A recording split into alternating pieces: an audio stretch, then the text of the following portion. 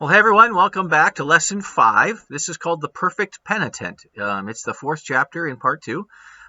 We are excited to be working our way through C.S. Lewis' Mere Christianity and hope that this will help you kind of get the mind juices flowing here. A reminder for you as you're reading this is that these were radio broadcasts from the middle of World War II. So that the people listening were participating in a world war where thousands and thousands and thousands of soldiers were dying, where bombing was happening in London. They were actually coming down and civilians were being crushed and buildings were being destroyed. Speeches were given trying to keep people enthused about the war effort and raising money and all of the things that needed to go into an all-out total war, which was what World War II was.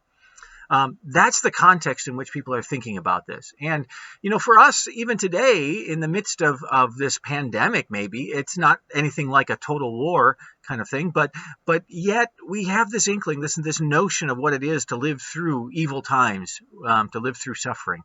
So that's the context of our faith, really. Not just ours, but of the faith of people for all times, because we've never lived in a war or a world that was perfect. We've always lived in a place that where we've had to confront things going wrong of all kinds.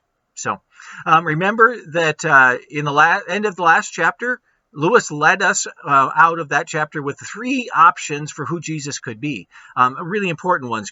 Is Jesus a liar or a demon? Is Jesus a lunatic, or is Jesus who he says he is, the Savior of the world? And wow, those are pretty much the only options. If we grab one of those, what does that mean for our faith? Toward the end of this chapter, you're going to get this kind of dense conversation about ideas of atonement. And the big question that we're trying to answer in that is, what exactly was Jesus doing on the cross? What was going on?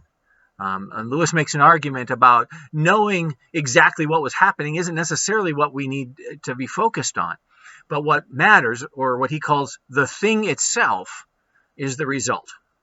So even as you're working your way through that, if you're not quite grasping all of the arguments, take your time. But more than that, remember that the question you're trying to answer is, what was Jesus doing? And remembering that what really matters was what he accomplished, not how he did it.